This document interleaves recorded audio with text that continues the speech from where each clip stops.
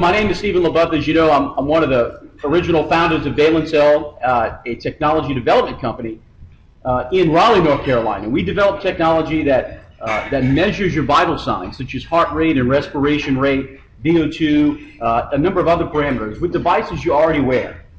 And you may be familiar with our technology because it also goes in audio headsets like the one I'm wearing now. I'm wearing a product that uses our technology. It's made by a company called iRiver. It's called the iRiver On. It's a Bluetooth headset that you use for, listening to music. It's got 2 earbuds in it. You listen to music, go for a run. I got one earbud in right now, which is sensing my body. And so I just did a little demo for you here. In the phone right now, you see my heart rate there at the top.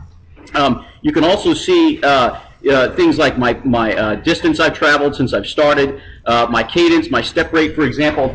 If I take some steps across the stage, it'll register with the device. There'll be a little delay, but it measures your step rate, your heart rate. It also measures your VO2, which we turn into calories burned. It also measures your VO2 max, your maximum VO2 during your run. And it does a number of these things, your calorie burn rate. I'm going to go ahead and stop it because the girl is talking to me right now, telling me all my stats. But one of the cool things too is you can also, with our technology, you can look at your history. For example, I'll pull up one of my runs for you to see.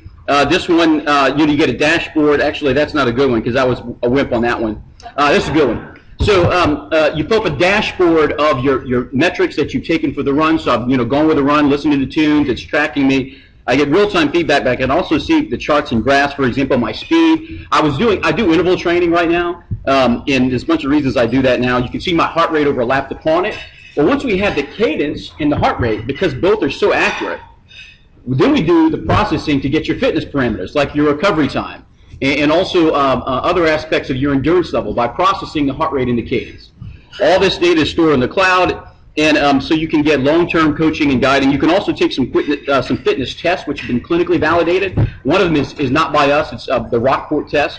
Also, one is our proprietary test, QuickFit test, which does this analysis on your body, takes you through an exercise, and gives you actually clinical quality fitness assessment. So that's the company in a nutshell.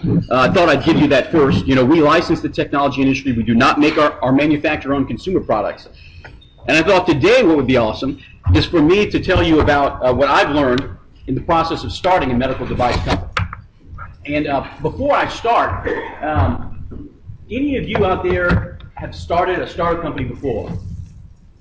Oh, Lord, a lot of y'all. Any of y'all are still in that company now? Okay, that's good. So some of this stuff, it will be stuff you're already familiar with. How many of you have raised venture capital before? So a little bit less. So what I'm going to do is I'm going to go through my experiences starting up a biomedical device company, technology company, and I'm going to tell you my lessons learned. Now I hate it when people, tell me, oh, here's the rule to make a startup company work, because there's no rule. If there were formulas, everybody would do it. We're all engineers here. If there's a formula, boom, we do it. So it's an art, right? But I'll tell you what I've learned at different times, and I think you'll actually really dig it. There'll be some insights you'll be very happy you got. Okay, is there a student here to help us with the recording? Okay, then let's, where's the microphone? All right, yeah, I've got the microphone on right now. The microphone's on, so we're just going to hope it's recording. All right. So my outline here is going to start with foundation, and the theme there is get this right from the start. Then I'm going to go with winning grants, especially when you're writing a grant as a business entity. It's a lot different than an academic entity, and the key takeaway there is to pair with leading partners. Then I'm going to talk about the business plan, and the big thing there is to make sure to get the go-to-market straight. It took us a long time to get that straight. Then also, I'm going to talk about getting venture funding. Series A and Series B were different animals altogether. There's an old saying that says the first million is the hardest million to raise, and good Lord, was that true for us. So I'll go through that with y'all. Then also the consumer product launch, because we had customers for 2 years now, but we didn't have any products in the consumer market space because we licensed. And so now there's some new challenges we have now that that's out, and I'll go through all this with you. So first, foundation. And when I think about foundation, I think about being an entrepreneur and what it means to be an entrepreneur. And I think I don't like Webster's definition. It has to do with economics and crap. I think it's more to do with being a risk taker and also taking the initiative. And actually, I am one of the few people on the planet, maybe the only one, who actually remembers his first step. No joke. It's because I was 14. No, I'm kidding. but this is a picture of me and my mother back in the day, and it's old black and white, but it was a Polaroid photo. And it's even kind of embarrassing. I realized the other day that I was wearing, a cloth diaper. But yeah, hey, I was born and raised in the swamp, so I remember this moment because of the photo. She took the Polaroid, and the way she got me to walk, I did not want to walk. I mean, I was happy sitting down and just being on my mom's lap. I mean, look, she's cute. But the thing is, she dangled, I loved screwdrivers, big time. I don't know why, it was a big, weird fetish thing for me, I guess, as a kid. So she dangled a screwdriver in front of me. And I was like, well, if I go after that screwdriver, I know what's going to happen. I'm going to fall on my face. And I remember this, and I'll tell you why I remember it in a bit. But I wanted that screwdriver so bad. I was like, I don't care if I fall and hit my face, I want that screwdriver. So I got up and I did it. I did fall and hit my face. She didn't take a picture of that, thank God. But I did get the screwdriver. And she took that photo, or my dad took the photo. And the reason I remember it is she'd show me that photo and she talked about it all the time. And so my brain never got a chance to forget it, And so it's been in my memory for a long time. And I think, we all start up as entrepreneurs one way or the other. Now, usually though, a startup company starts with an idea. Usually you have an idea about something you want to invent or start or build. That was not the case with Cell. Actually, Cell started with an epiphany I had in 2004 that had nothing to do with technology. I mean, literally, it was the Austin City Limits Festival. Have any of y'all ever been to that? That's a great time. But so I don't know why they have it in September, which is one of the hot and mostest times of the year in Austin. But I think it's because you can get a lot of the musicians cheap that time of year, But it's great. It doesn't matter. You get 20 concerts going up. It's great. So friends of mine wanted to see Sheryl Crow. I was like, why do you want to see Sheryl Crow? I mean, she's pretty typical blasé. I want to hear the new stuff, the stuff that people you wouldn't hear elsewhere, right? But I went there anyway. And so I see Sheryl Crow there standing on the stage, and I had an epiphany. I thought, wow, so this girl, Sheryl Crow, she's got a lot of talent. People love her music all across the world. At the time she was married to or engaged to or was boyfriending or whatever, what we thought was the world's greatest athlete at the time. And she had all these things going for her, and I thought, well, I asked myself, I said, self, would you like to be like Sheryl Crow, And I realized no. And the reason was because she's too typical. I mean, no one would say, oh, look at this. No one would say, Sheryl Crow, you did something that no one else could imagine anyone ever doing. And I wanted to do something that people would go, how the hell did he think of that, and how the hell did he get that to work? And that's what got me. And I wanted to do that, and I didn't feel like I could do that at the company I was at, which I did love, General Electric, fantastic company. But I didn't feel like they were going to let me do that. They were putting me on the acceleration to be, management, and I would have kind of just been, that. A Sheryl Crow is what I would have been.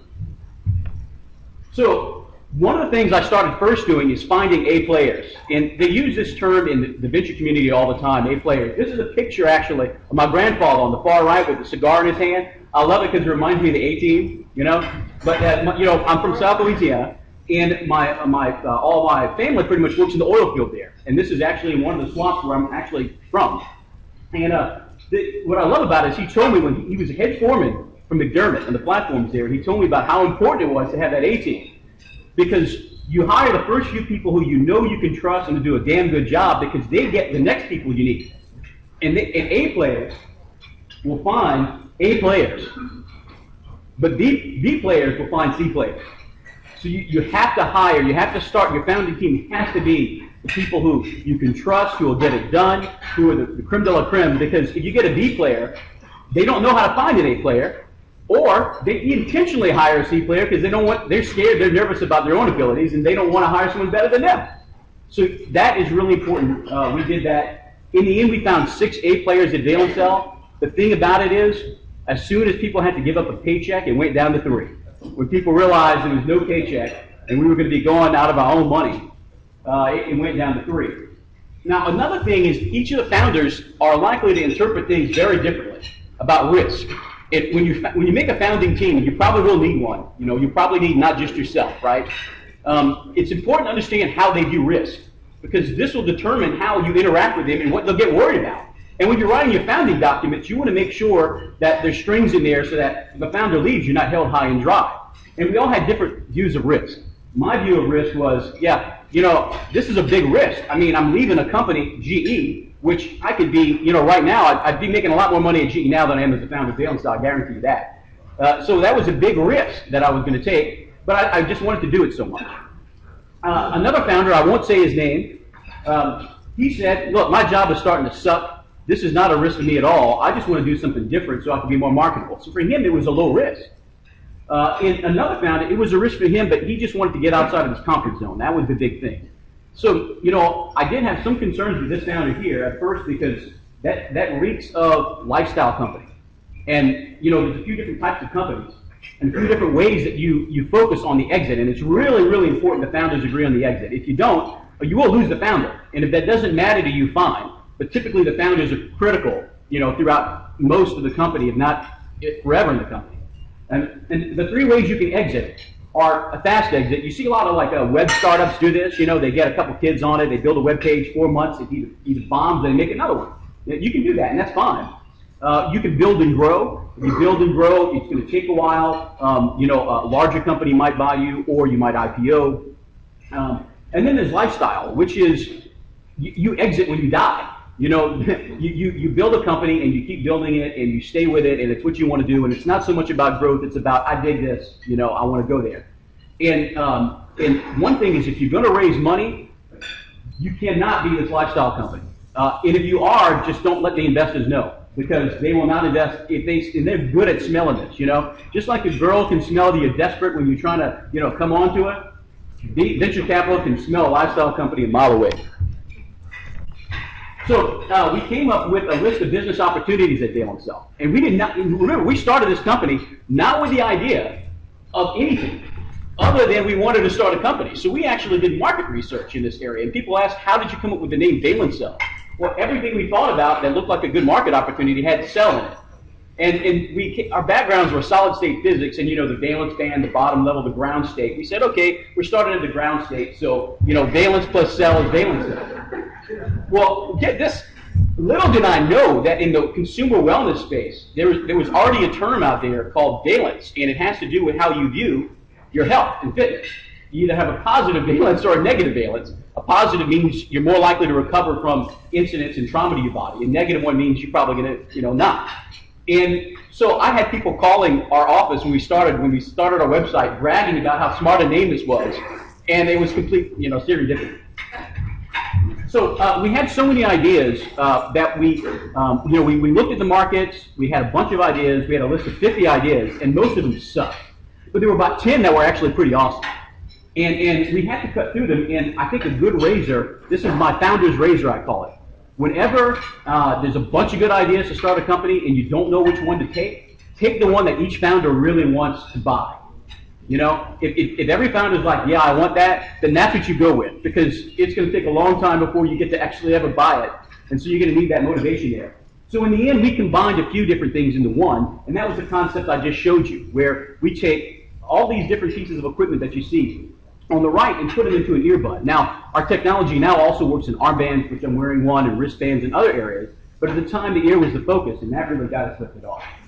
So one of the things that you also want to do is make a vision statement.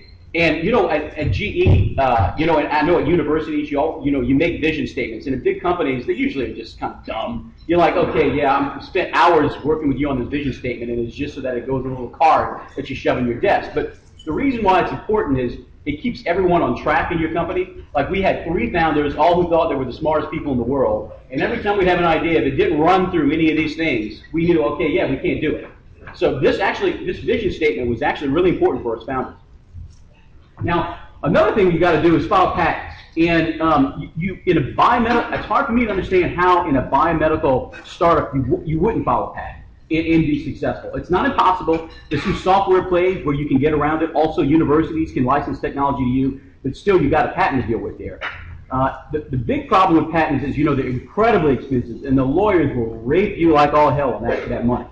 And what you got to do is think provisional and think localized. A few tricks here. File provisionals. It's only 110 bucks. Write your own. It's true. It's going to cost you more later when you file in full, but 110 bucks now versus 9,000 or 7,000 bucks now. Forget about it, right? There's no choice. Do the provisional. There's some other tricks I can talk you through about how you deal with these provisionals in case you start getting that year and you don't have a good patent lawyer to work with yet. But I'll talk with those about you offline. Also, it's completely free for you to do a white space analysis and see what's out there. Do that. Develop a patent strategy. And another thing is try assessing the value of the patent. At Valence we did this, and man, I'm impressed. We were dead on. Like we said, okay, well, if we file this patent and it gets granted, how much will our competitor have to spend to overcome it? And we did this, and we kind of, you do the best you can. You're not there like with a bean counter trying to get all round to the nearest 1,000. But we did this, and we were about dead on. So, and you can do this. It's not hard, and this will let you know whether or not you should file a patent or not in that area. Now, the second thing is winning grants. Winning grants, you all have a lot of familiarity with this already. But when you're applying for SBIRs, which is really what you want to do as a biomedical engineering startup, it's different rules in place. Now, I had written grants for GE at a big company, and I had won a bunch of grants. But boy, it's a lot different when you're an SBIR, a small company, and you don't have that name behind you for a grant. And so there's some things I learned that actually, I'll show you some statistics that back it up. In the modern day, to win an SBIR grant, small business, what's SBIR stand for? Small Business Innovation Research or something like that. To get one of these grants that are targeted towards startups, phase one, you're only going to have a 10 to 15% chance of winning in the modern day. And you might say, well, good, why even bothering then? I mean, it's a lot of work to do one, right? And 10 to 15% is ridiculous. But it gets worse. You need to wait 6 months sometimes before you even hear. With the government, it's hurry and wait, right? So you hurry up, and you might not even find out if you won or even had a response in 6 months, and you might not even get the money till 12. But the thing is, it can be a lot of money. Phase two is your chances of winning is 30 to 40%. So my advice is write a few SBIRs. Some people will actually write 10. I think that's ridiculous because that means you can have 10 sucky grants. But if you stay focused on 2 or 3, there's a really good chance that you can get one awarded. And then the phase two can be a shoe-in. So now one of the things here is that we learned the hard way the importance of pairing up with leading entities. For example, we applied for 10 grants to date. Now our success rate's been really high. We've won 7 out of 10, an extremely high win rate.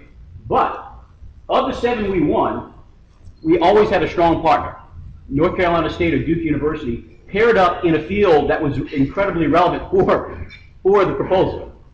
Of the 3 that we lost, for 2 we didn't have any partners at all. We just went in alone as Valence, and they were good grants, but we weren't paired up with any names at all. We won more than $3 million in grants, and also, lesson here, pair up with leading institutions. It could be academic institutions. It could also be big companies, but typically academic is better. And here's a little tidbit that's useful to know, that if you can, and you can, believe me, NIH and NSF are always asking for reviewers for these proposals. Do it. They pay you to do it. They fly you there. They give you a per diem. They give you a check for going there. And you're learning how to get these grants through the scientific committee. And you're helping them out because they're always trying. They need people to review these grants. And so I did this, and boy, did that help. You help out the community, plus you help yourself. It's a win-win. Now, one thing about grants, as you probably know, blue money ain't green. The blue money, the grant money, you can only use it for technical work and also validation work. Prototyping is a good thing too. We use it all for validation work. But the thing is, you can't use it on filing patents. You can't use it on business endeavors, business development, and you need to do those things. So, it's great money to have, but it doesn't really help you much for that. One of the things you might want to consider doing here is if some states like North Carolina has this program called a state matching fund. Are any of you familiar with that?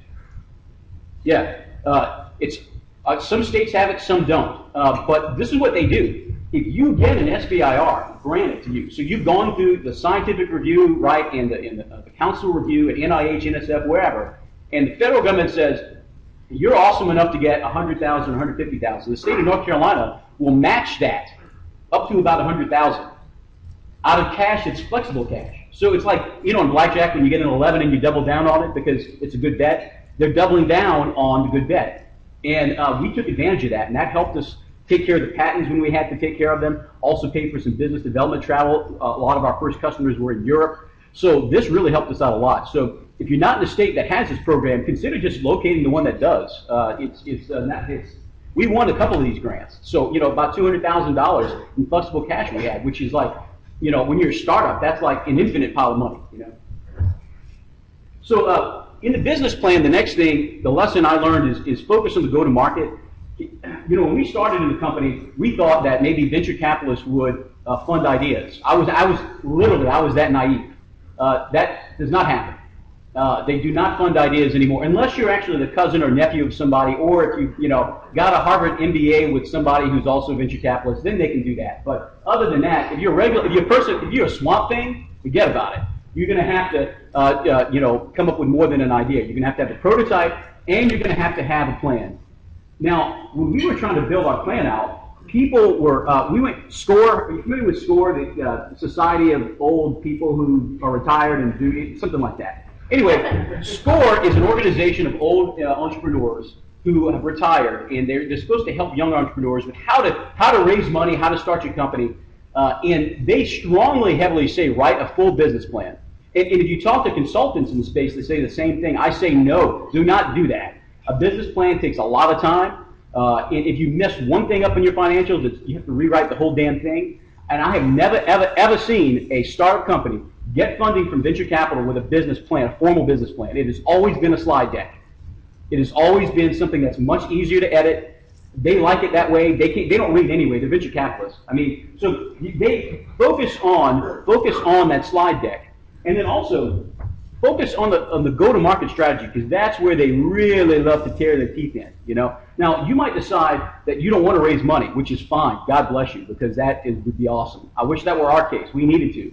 But when you're putting together your business plan pitch, as I like to call it, pretend like you are trying to raise money, because you'll learn things, you'll think of things you wouldn't have thought otherwise, especially how ridiculous your go-to-market probably is. Now, you know, one of the ways that we decided to go about our go-to-market, we tried a number of ways. We found the best way for us was to just jump right in. Like, literally. We went to where we thought people would, if we licensed our stuff, we didn't know we were going to license. We went to companies that we thought would want to license it and asked them, you know, is this something they would ever build? We went to consumers. We did kind of anecdotal consumer surveys to see if people would, what people would like about our product, where they'd expect to see it. And that's how we actually realized what our go-to-market was. We knew that we were going to go consumer fitness. At the time, in 2008, you know, the Nike Plus had taken off. Consumer mobile health had still not. And by the way, I still feel it's not taken off nearly as much as it was predicted to be. But the fitness space had just blown up. And all the market research, ABI, Juniper, IMS, all were saying about how this market was going to blow up in fitness, and then health was going to gradually catch up. So that was our go-to-market right there. We knew that's where we needed to go. So some folks thought that the reason we took that was to get around the FDA, and that's not true at all. Because have any of you ever done a 510K with the FDA? I mean, it is pretty straightforward. I mean, if you find the right consultant, you know, it's time consuming, but the big thing is getting your clinical study down. That wasn't the issue. The issue really was the market. The market was here for sports and fitness. It was not here for health at the time. Now, the reason we decided to go with licensing as opposed to consumer product is, remember, at the time, all we were audio headsets. Well, rather, technology that would go inside an audio headset. Well, people have their favorite headsets. Some like Bluetooth, some don't. Some like sports headsets, some don't. And we didn't want to have to make a whole bunch of different headsets. It wasn't our expertise. And we saw that there were a lot of companies willing to integrate and look at our technology for many different headsets. So our goal was to be in everybody's ear, whether it's a hearing aid, a headset, you know, headphone, earphone, whatever. And so that was one of the big driving factors. We knew we wouldn't have to raise as much capital, and we get to focus on what we do best, which is the core technology. Because the big problem people were having in this space was not so much being able to measure vital signs in consumer devices when people were at rest, but measuring them when people are moving. And that was what we had so well developed and what we had so many patents around. Now, don't feel so bad about your go-to-market. I guarantee you, when we got our go-to-market down, and it sounded really good, and we had consultants help us with this, who, by the way, we did not pay cash for, and I'll get to that in a bit, who were like, man, this is awesome, your go-to-market makes sense. We still got laughed at. And it's because venture capital, if you're an engineer or a scientist, a venture capitalist will laugh at your go-to-market because you are an engineer or a scientist. So there's automatically that laugh factor that's going to happen. You can't stop it. Don't take it personally. After they've digested a while, or after they talk to their friend of the month, who's a business person or whatever consulting firm, and they attest that it's a good go-to-market, they agree, and then maybe they'll give you money. But don't take it personally. So now let's talk about Series A. Like I said, the first million is the hardest million, and the biggest issue I had with Series A was it took me a while to realize what I really needed to do was get the first paying customer. And it's not as hard as it might sound, actually, in biomedical technology. And I'll get to that in a bit.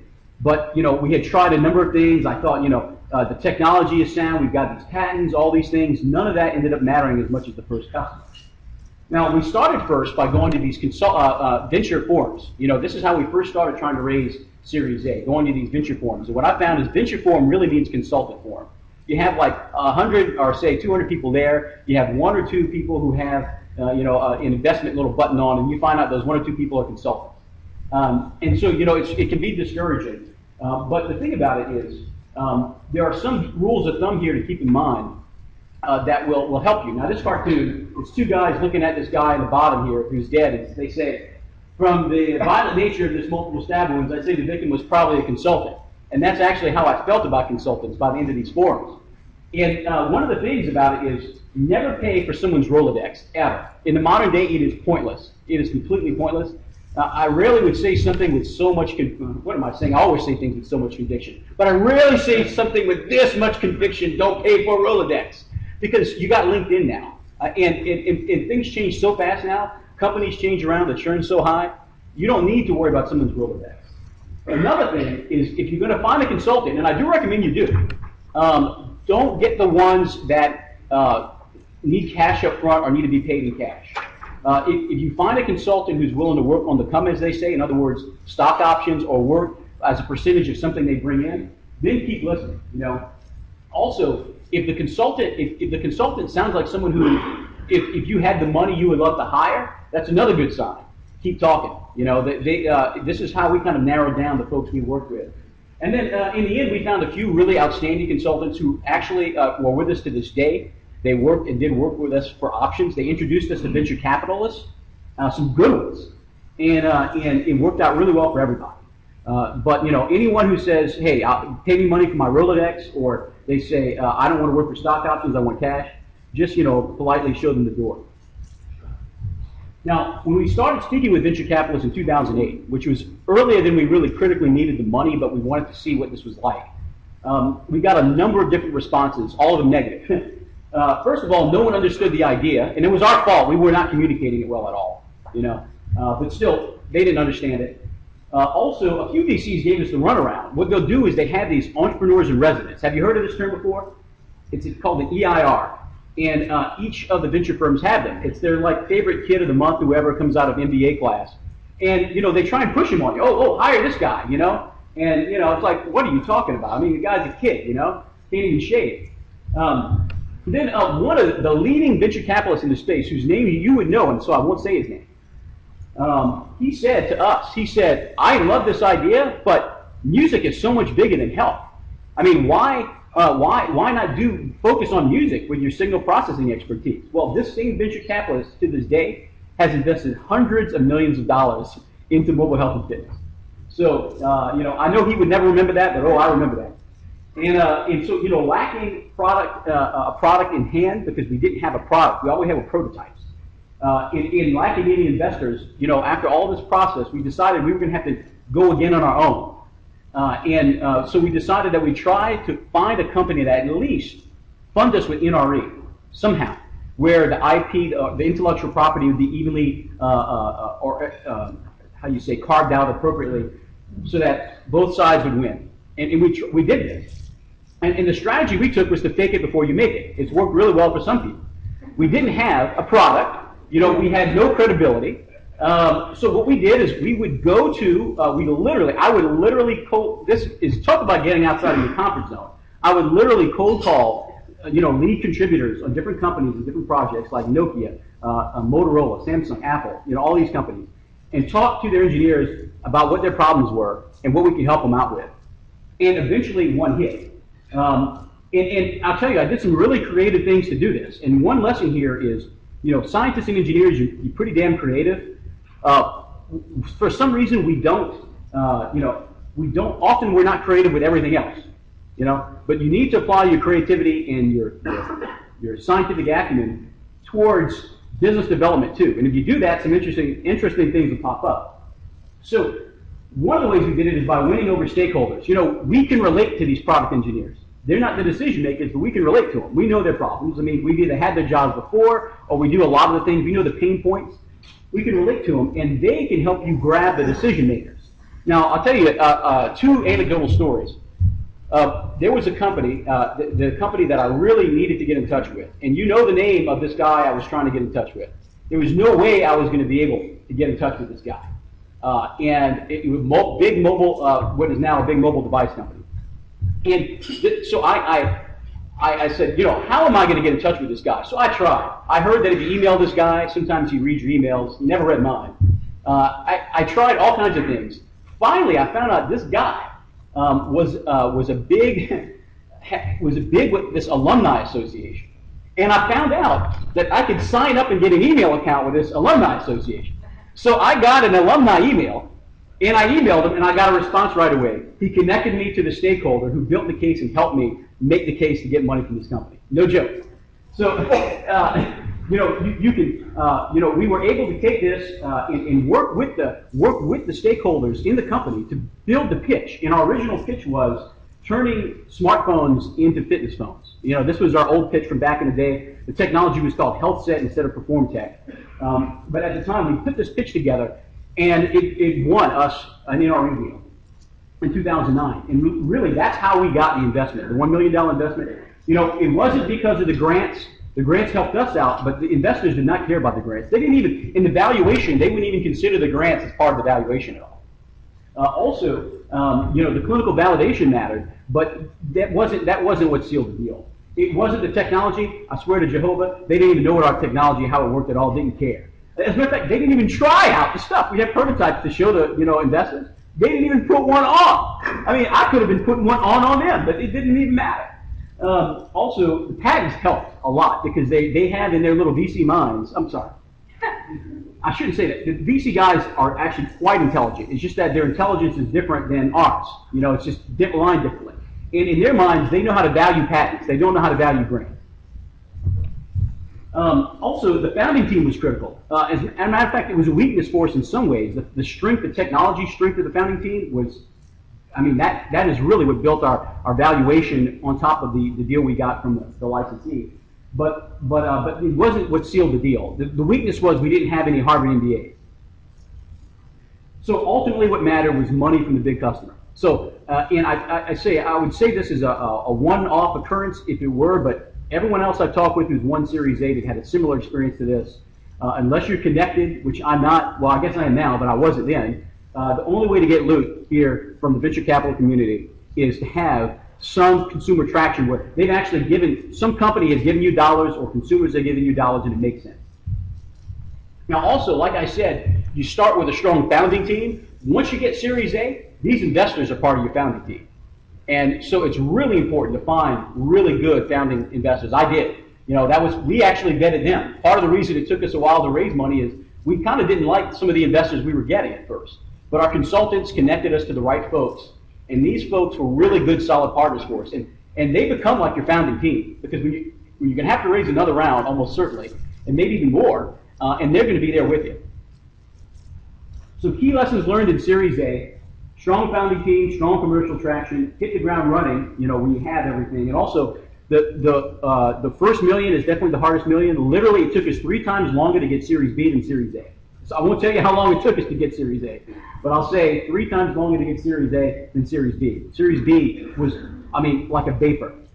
So closing Series B, literally, like I said, we took our model, we scaled it. You know, we started getting a lot of interest from licensees. Best Buy Capital was the lead. Our customers are their vendors, so they would talk to them and say, hey, you know this company Valencell? They said, yeah, they got the best stuff around on this. So, I mean, Series B was a cinch. And Best Buy was a great strategic partner, still is, actually. We Fueled by Cash, we were the alpha player. You know, we had the top technology in the marketplace. We had a serious hurdle, though, because it was taking us longer and longer. It was taking us too long, really, to integrate our technology and products. So, you know, we get a licensing deal, and then when do you see it in the consumer market? You know, it was taking too long. So, and the market dynamics were changing. People were asking us for not just headsets, but armbands and wristbands. And so we had to develop a scalable product model, and that's another thing, that lesson learned here, is that we had to develop a scalable licensing package that wasn't just, you know, okay, here's our patents and here's our know-how and we'll help you do this. No, we need to actually make a package that was very easy for them to integrate into the product. We also naively thought that when we started this in Series D, even we still thought this, that our relationship would just be between the licensee and us. I mean, we give you technology, you give us cash. Great win-win. But it turned out it wasn't that simple. We actually had to develop this whole infrastructure. We had to certify the manufacturers, because, you know, no one makes their own stuff. You know, they all make it in China or Taiwan or Korea, someplace that's not where they're at. So we had to build those relationships, and we had to build relationships with the vendors. And you know, originally with the vendors, now you might say, well, the vendors, they're like chip providers. You're a licensing company. You're not going to buy more than 1,000 of anything, and that's true. But they loved us because we make the design rules. We give the reference designs that either have their stuff or not. So literally, these vendors, every week I have 2 big ones come to our company, our small little 16-person company, because they want to be in our critical path. The thing that did suck, though, big time with all this, I took my technology part of my company and I made them product people because I needed to. And some of the technology did get delayed, like restoration rate. Our restoration rate technology works really, really, really awesome. And it works when you're running. So you go for a run, and we use it for getting your villanatory threshold. But I had to delay it. It's not, right now people can't even license it because it's not in the firmware yet. So I actually had to delay my pipeline because of transforming my company. So one lesson about investors is that it's not an exact science. You know, the more, and actually this may be true, this may be a rule, the more an investor understands your technology, the less they understand your business. And so it's hard to get that balance where, you know, you're explaining to them what you're doing and why. So one thing I would say is that and make sure your investors throughout this process where, you know, we've got this money, they're like, boom, you're going to grow. We run up into this wall because we can't integrate fast enough. Investors are complaining at me all the time, and deservedly so. What I needed to do, and I realize it now, is I just needed to make certain that they could recite, you know, what our execution plan was. And when I got them to and realized they couldn't recite it, I realized it was my fault. I mean, you know, I'm managing the board of directors. I did not do as good a job as I needed to. Lesson learned, and we fixed that. So the last 2 slides here focus on the consumer product launch. You know, we did. Valencell started in 2006, started filing patents. We started getting our first customers in 2009. We didn't have a commercial product until this year. So think about all that development time that was required. It's ridiculous, you know, but it takes so much longer than you think. Now the consumer product launch happens, and it has its own challenges now. Now, you know, I'm wearing one of the devices now, also Scosh, which has already had a biometric technology for their armband. They are now using our technology because it works a whole lot better. And I'm wearing their device right now. And there's others who are announcing at CES, some big names that you'll know. But the thing is, it never gets any easier. For example, sales numbers. Now I've got to live and die by sales numbers, right? And now I've got a product in the marketplace. I can't say, you know, oh, well, you know, demand's going to outweigh supply, and let's, you know, see all the. Now I've got to actually really live and die by the numbers. Also, cash. If I'm losing cash, why am I spending too much? If I'm hoarding cash, why am I not spending it? You know, it ends up never being an easy thing. Either you have too little cash or too much cash. Production limitations. Right now, we have a situation where demand outstrips supply of products with our technology in it. And a lot of people say that's a great problem to have. That's a crappy problem to have, because what it means is you're losing money because these people you need to satisfy aren't able to get the product. And right now, some additional production lines are in the process of being built to supply the demand. Well, during that time, you can have competitors come in and they're drinking milkshake. So also, speaking of competition, you better hope you have a good barrier to entry. We have a few, but if you don't, in the consumer space, you're going to see somebody's going to be drinking milkshake. Also, the BD never stops. Even once you get a customer, you got to keep talking with them because they have new things they want to do. Also, you know what will happen? If you're a licensing company, let's say, for example, I'm licensing to Seiko. And Seiko says, oh, great, here's the licensing deal, we're going to pay off. Now you haven't talked with them for a few months. Things go wrong with the project. Say the product they're making, your technology is an ingredient brand in it. There's a problem with the project, who are they going to blame? You. So you've got to go and talk to these companies and remind them that you don't suck, if anything else. And also look and see what's the next generation, what else do they need from you. And then support. A lot of companies don't think about technical support. I've seen horror stories on this. Companies not prepared to support products in the field. We actually thought about it early on, I'll say, and what we did, if you're interested in how we did it, I'm happy to share it with you. It's outside of the context of this talk, but there's some things you should do in advance to make sure you can support your customers once the product gets out. So overall, key lessons learned, there's no secret formula. If there were, everybody would do it. The most important thing is to have a strong foundation, not just in your founders, but also in the early investors. Also, there's a good chance you'll need some kind of paying customer in order to win, earn Series A.